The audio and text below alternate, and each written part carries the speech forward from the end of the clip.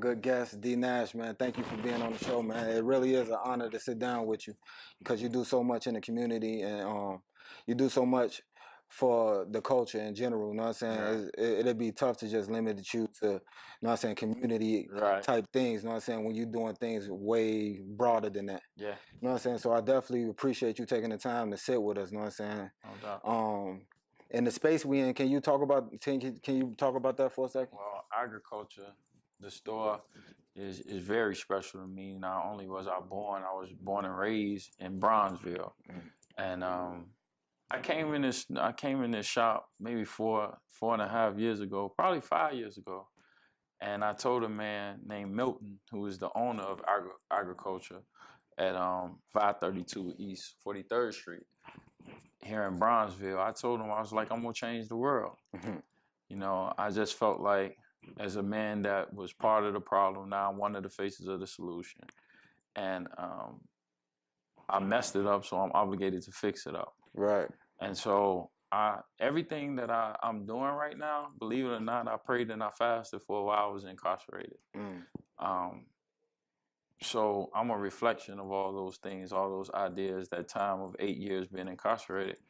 And so it's special to me because when I told him that I was gonna change Chicago and then change the world and change the country, he told me, first time you get on TV, I'm gonna cut your suit up. Yeah. Because this is not only a place where you can buy sweaters, already made shirts and jeans and high fashion hats and shoes. This is a place where you can get cut up on the suit side. Yeah. And so he told me that I was going, as soon as I get on TV, he saw something in me that he was gonna cut my first suit. And he held to that word to the tune of 4 or 5 suits. And I never had to pay the man. The man been more than a brother to me. He's been a mentor. He's been a source of wisdom, knowledge, and understanding. He's a married man. He has kids. So I don't take it lightly that he saw something in me. I don't take it lightly that he cut a suit up, that he could sell and get that to his children, get at those proceeds to his children, but he sees something in me. Yeah. And it's a very special bond. And when you call me, I say, you know, thinking about locations. And then also you want to show our community upscale Black excellence. You know, with my life, I try to be the alternative to all the BS. If you go on my page, sometimes I'll put a disclaimer up that says, warning, this page is for the empowerment, upliftment, and education of myself and others. Because it's truly not about me. I do less talking about me than and more work about the community, because a lot of my life was tearing down the community. Yeah. Now I'm about to fix up the community, which is a thing that a lot of us experience. You know what I'm saying? Because I would definitely say I'm in the same boat. You know what I'm saying? Where I spent my childhood making a lot of foolish mistakes, being misled. You know what I'm saying? Misguided, following the wrong guidance, I would say. You know what I'm saying? So the people that kind of like we grew up looking up to might not have been the proper role models until you meet the right one, like you said with Milton. Yeah. It's very important to have, you know, back in the day they used to put posters on their walls, you know, your favorite star, but it embedded something in your brain every day you woke up and you had a goal, you had somebody to reach to. So it's very important for me to have mentors. I still have big homies. I ain't the type that says, and honestly, I'm one of the great men here, so I don't have to always listen to someone. But you know, a person that says they know everything is a foolish man. I don't care what if you the smartest person in the room, you're in the wrong room. So I'm always thirsty for knowledge, wisdom, and understanding. I'm always looking to share, learn, and grow. And if it's not about that, I don't want to be in the room. Facts, big facts. You know what I'm saying? So, I mean, just before we dive a little deeper into our conversation, like you touched on a few things that this store offers. You know what I'm saying? Like as our audience can see here, we got hats. I mean, it's not anything in the store that I don't see. Right. You know what I'm saying? Like, so definitely like whatever our audience might be looking for, they can definitely find it here on at agriculture. Right. You know what I'm saying? That the address was what, 532 East 43rd, and it's a little known secret that they one of the only official Balmain distributors here in Chicago, official Walmart. And, you know, you can go somewhere else. I don't know if it's real, right? But Big Bro has an official agreement with. Yeah. So while we talking about local businesses, as we're sitting in right now, Right. like that's the first question that I want to ask you. Like, how important it is for the community, the city as a whole, to gravitate and spending money with local businesses. It's very important because you got to think we have a community for which every other race makes money off our community but us. You know, you have Chinatown, you have Jewtown, you have everybody. Mexicans have their side of town, but we don't have Blacktown. And traditionally, you're sitting in Bronzeville, where traditionally, when we came from the South, the 43rd Street corridor and 47th Street corridor was known for the blues and the music, ripe blues and history here. Matter of fact, down the street, you had a place called the Checkerboard, which is where all the blues greats came. So when you talk about local economies, we have to, I say these three things about Black people. I say we buy the best cars but don't own gas stations. Facts. We don't own grocery stores. We have people in our community that sell pork to us, and their religion tells them it's not even fit to eat pork. And I don't mind gentrification, right? It's nothing wrong with people coming into your community, but it can't be a takeover. It has to be an empowerment. It has to be a partnership. Right. And then finally, we have a credit problem in our community, and most of us go to the local cell phone service providers. We don't have contract phones because it's based on your credit, right? And we don't own that either. So if you don't own gas stations, if you don't own grocery stores, if you don't own cell phone service providers, you really don't own the services in your community, which is the residual incomes, which is the wealth of the community. Right. And if you don't own the wealth, you don't have a voice. We are voiceless people in our own community. And I always say, if you got to wake up to make your money, you're not making money. Yeah, that's big facts. That's big facts. But you know what I'm saying? Like that's something I'm in total agreement with you. You know what I'm saying? Like I feel like it's very important that people understand like what you see in Macy's, Nordstrom's, and all these big box stores. The as far as quality, if people want to, because that's the go-to move for a lot of people. Right, they always talk about the quality. Man, but they make they stitching a lot better. They just better now. Like people got to understand, you paying for a name. Did you see on my page when I put up, and you might didn't? It was a social experiment where they put Payless in L.A. and they called it Paylessy. Oh yeah, I did see that actually. And you had quote unquote people that are the people that would talk about the stitching, would talk about the quality, would talk about all these things, and they literally took it out of the Payless bag box and put the shoe in a quote unquote high end store in LA, razzle dazzled it, and these people was taking Payless shoes, talking about the quality and talking about oh my God, well, how much would you pay? A $16 shoe. Easily $500. This, that. Right. Come on, man. Right. We don't know. Knock it off, man. Right. But we've been so programmed that, you know, what is luxury doesn't have nothing to do with us. It has everything to do with them. Right, exactly. When they'll give Virgil a job at Louis Vuitton to pick his brain and sell our cool back to us for absorbent price.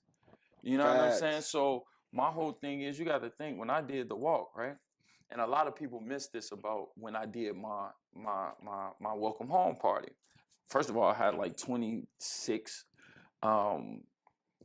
artists from Chicago perform in one night. It was on a Wednesday. V Live don't even open on Wednesday. Yeah, we had 500 people. Yeah. But when you talk about fashion, I took shirts from every fashion house almost in Chicago and put a collage up, right? Boom, that whole back wall where the DJ is. So imagine that whole wall with like T-shirts touching each other in funny little ways. Right. I created that. And then I had it all coming in to replace guns with hammers. like replace guns with helmets. Shirts was the middle piece, right? So everything was coming in to replace guns with helmets, because that's why I walked too, to replace the gun with a construction helmet in the hands of young men with hopelessness in their eyes and guns in their hand, right? But everybody didn't understand how I was imprinting their brain that night. Yeah. That no fashion house was bigger than the other. Facts. That nobody in Chicago, we all touch each other. Yeah, yeah. They didn't even know when they was looking up at I was imprinting them that whole night.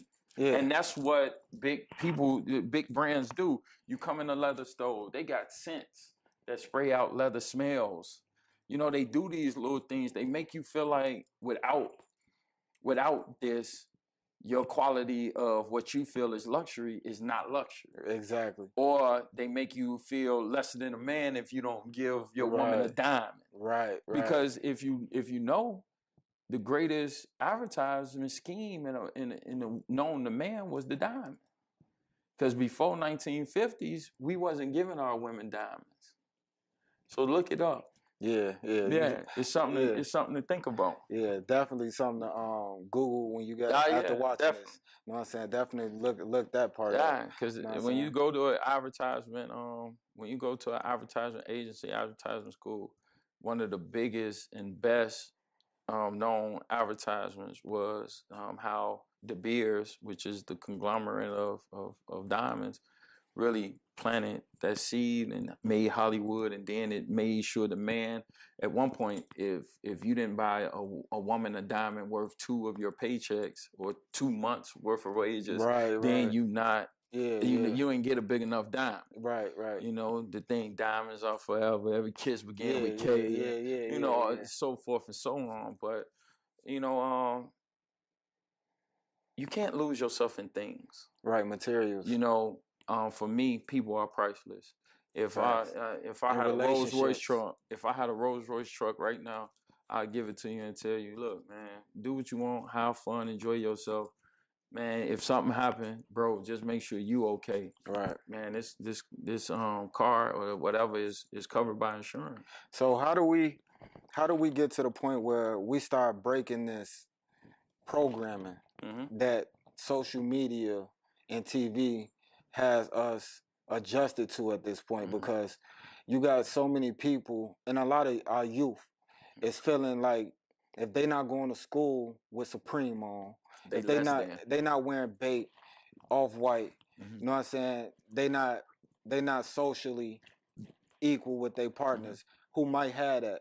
How do we start breaking this mental program that we living in right now? Well, one of the things I'm doing is going to these conglomerates such as Jordan Brand and Nike and things of this nature. I'm gonna start going to them and empowering what I call the cool nerds. Going to a brand like Supreme and not just telling them, don't give it just to the athletes, don't give it just to the rappers, give it to the summa cum laudes in these high schools, give it to the young men and women that are in STEM, science, technology, engineering, and math, and make these kids cool. Because honestly, to be a rapper or to be a pro athlete is like hitting a lottery. So really, if you think about setting your kids up and telling them, well, you're gonna be a baseball player, you're gonna be a football player, you're gonna be a rap star. If that's like hitting the lottery, you selling you what, 1 in 300 million? And I really feel like that's limiting our possibilities. And it is. And so we got to teach our kids, it's not just about the rapper in front of the camera, it's the engineer. It's not just about the athlete, it's the owner. Or it's not just about being a rapper, it's about owning the label. Exactly. And we always peg each other as a community. Who's the greatest, Michael Jordan or Kobe Bryant or LeBron James? But my question is, for me, is why is the NBA, NFL 80%, upwards of 70 to 80% workforce Black and 2 to 5% ownership? Right. Those are the types of questions. I think we all can see that. Yeah, but that's the whole thing. Because at the end of the day, if you making $300 million as an athlete, what you think the owner's making? Y'all got to split. It's 30-something teams in the NBA, and it's like a 50-50 profit of athletes to owners. Yeah. So 50 people is taking their half for the pie, and it's like 800 players over here. How many of them? Come on, I want to be in that 50. I honestly feel like that problem can be addressed with unity. Yeah, of course. Of course. Why don't we have a Jay-Z, Oprah, and just throwing out them names, but why can't we come together and get something done if we put our money in the same pot? Because once again, the powers that be have to vote us in. That's where they talk about, well, why you harp on slavery and this and that? Well, you got a 400-year head start. Big fact. It's still certain industries that we can't get into right now. You'll probably never see a black man own a rail yard. Those things were made off the backs of slaves, off the backs of slaves. Yeah. It's still certain golf courses that blacks can't go in, or women can't go in, or this and that. It's still social clubs that you will never see a black man in America. Should be in, because they're having some real conversations. Conversations, and they playing monopoly with our lives. Right now the government shut down. Our community worried about stamps and things of this nature, man. One of the greatest tricks that America did to us when we came from the South, they gave us projects, which was a project, and they gave us welfare, which immediately broke up the black family. So, you got to be careful with all this free stuff. I'd rather earn it. Yeah, facts. I'd rather earn it. A lot of people look at welfare, for example, and don't understand that it's a criteria to making sure that you're able to get welfare and like Section 8 housing. Right. You know what I'm saying? So, I mean, those type of systems are set up for the man not to be there. Yeah, exactly. You know what I'm saying? It actually favor the women in those situations if the man not there. And we all understand the importance of having our fathers in the house. Exactly. But you know what I'm saying? With the way things is right now, it's like we living in a time, like I was just talking about the mental programming with the social media and TV and all those aspects, where it's almost like a copycat era, where it's less individuality, and that was something that really stood out, especially in a place like Chicago. Yeah. Like you come to Chicago, everything from the way we dress, you might have the same fit on. But the way we saucing it up, we gonna sauce it up as an individual. you know what I'm saying? We just wearing it different. Like I just want to speak on like the importance of individuality and how I wanna always preach that it's okay to be yourself. You just got to understand, man. When you find your purpose, it wakes you up and keep you up. I wake up about the community. I can't go to bed about the community. I wrestle in my sleep about the community. I'm willing to die about the community. I know men like me don't live long. But I'm willing to do whatever it takes to get us where we need to be. And it ain't about me. I walked for us first, because God just made me black. But I walked for humanity. And I walked for every young man that's losing their life senselessly. Because at the end of the day, we're not each other's enemy. And we got to learn to bring back the love. We got to learn to have empathy and put each other's selves in each other's shoes. And understand that we all hurting at some level, form, or fashion or another. Yeah, it might be this. Rich people is just rich people with problems. Poor people is just poor people with problems. Yeah, because you see some of these millionaires that still commit suicide. Yeah. You'll think money solve all problems. Yeah. It don't. It doesn't. If your soul ain't right. Yeah. Happiness has to truly come from within, and then everything else is extra. Like I tell people, man, people that I can trust, people that I can depend on are priceless to me. If you bury $1 million, you can get it back. You can go dig it up. You bury a partner that you can know that you can close your eyes and you go get across the street. You bury them, you can't get them back. So those are the type of people that I'm willing to share, learn, and grow, put my life on the line. It's hard fighting for the community because you're fighting for people that don't know how to love themselves. So how could they love you, and how could they receive love? You know what I'm saying? So, when we did the Laquan McDonald thing and we finally got Jason Van Dyke, found a conviction, it was like, oh, well, he didn't do this and he didn't do that. We always poke holes in things. Let's just celebrate each other. Let's stop beating each other up and beating each other down.